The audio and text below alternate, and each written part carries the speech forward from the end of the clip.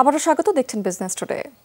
স্বাভাবিক হয়েছে এটিএম বুথের কার্যক্রম। প্রায় এক সপ্তাহ ধরে সেবা প্রাপ্তি নিয়ে বিড়ম্বনায় পড়েছেন গ্রাহকেরা। রাজধানীর বিভিন্ন পয়েন্টে থাকা বুথগুলো সকাল থেকে সচল করা হয়েছে। 100 গ্রাম রাঁধুনি হলুদ বা মরিচের গুঁড়ার সাথে 2টি এবং 200 গ্রামের সাথে 4টি রাঁধুনি স্বাদ মেশালি ফ্রি।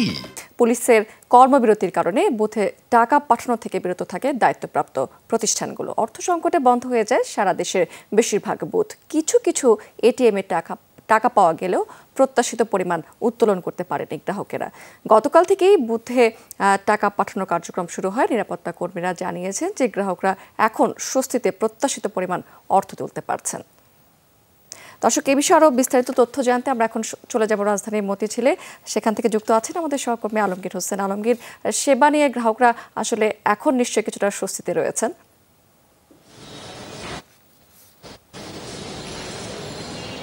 হ্যাঁ স্মৃতি, আমি সকালে বাংলা মোটর, কাকরাইল, মতিঝিল, দিলকুশার বেশ কয়েকটি এটিএম বুথ ঘুরে দেখেছি। প্রায় সবগুলো এটিএম বুথই খোলা রয়েছে এবং পর্যাপ্ত পরিমাণে টাকা রয়েছে, এবং যেসব গ্রাহক এটিএম বুথে এসেছেন তারা সবাই টাকা নিয়ে ফিরে যেতে পেরেছেন। এবং গতকালও আমরা কিন্তু দেখেছিলাম যে অনেকগুলো এটিএম বুথ বন্ধ হয়েছিল। আজকে সকালে কিন্তু সেই সবগুলো দেখেছি খোলা রয়েছে, এবং তার মানে এটি স্বাভাবিকভাবেই বলা যায় যে এটিএম বুথ সেবা এখন অনেকটাই স্বাভাবিক হয়েছে। এবং দু একটি এটিএম বুথের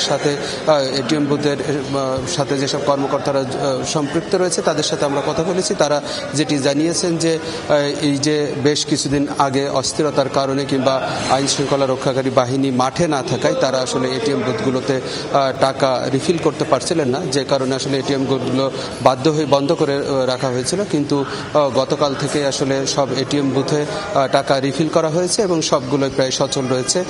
তবে একটি সমস্যা এখনো আছে, সেটি হলো এনপিএসবির মাধ্যমে, ন্যাশনাল পেমেন্ট সিস্টেমের মাধ্যমে যে এক ব্যাংকের গ্রাহক অন্য ব্যাংকের এটিএম বুথ থেকে যে টাকা তুলতে পারে, এটি কিন্তু এখনো পুরোপুরি স্বাভাবিক হয়নি। তবে 2-1 দিনের মধ্যে এটিও স্বাভাবিক হয়ে যাবে বলে তারা আমাদেরকে জানিয়েছেন। স্মৃতি। আলমগীর, অনেক ধন্যবাদ আপনাকে।